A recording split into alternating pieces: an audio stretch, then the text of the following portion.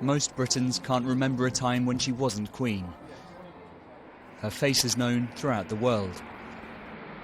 Head of state of 15 nations, head of the Commonwealth, Elizabeth II was the longest reigning monarch in the 1,000-year history of Britain's royal family. Her death marks the end of an era during which Britain's role in the world has been transformed. She's the longest serving, the longest reigning, the oldest monarch in history. She's somebody, I think, that will leave a legacy that will go on for many, many years. Born on April the 21st, 1926, Elizabeth Windsor was never meant to become Queen. But in 1936, her uncle, Edward VIII, shocked the world by abdicating to marry an American divorcee, making his brother king and Elizabeth heir to the throne. When George VI died in 1952, Elizabeth became Queen at just 25 years old. Her coronation the following year was the first internationally televised live event.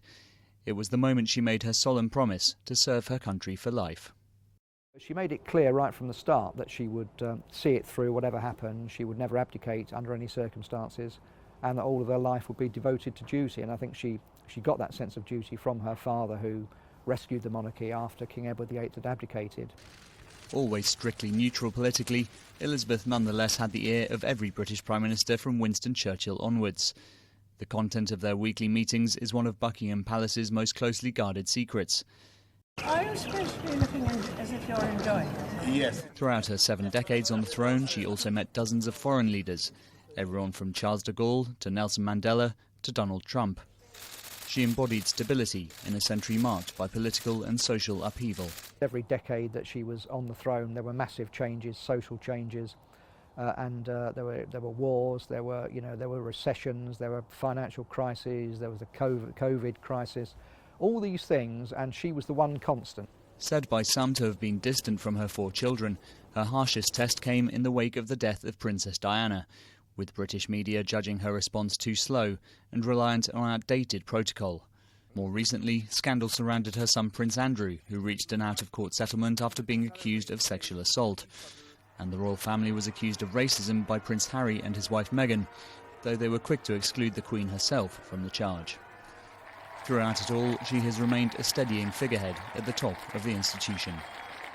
I mean, the Queen throughout her reign has been, I think, very stoic. She has been very enduring because she's understood that her position was not to make sort of sudden or perhaps dynamic moves, but to kind of be a more constant presence and also to listen. And I think that's something that she did very well very early on in her reign. She really listened and learned.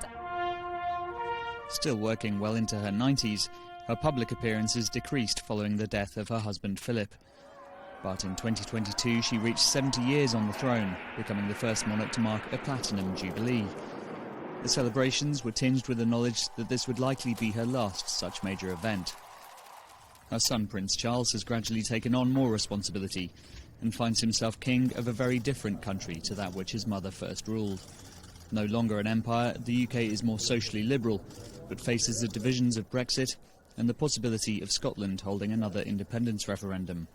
But with the royal lineage assured for 3 generations through Charles, grandson William and great-grandson George, Elizabeth II has departed knowing she fulfilled her principal duty, to guarantee the continuity of the British monarchy.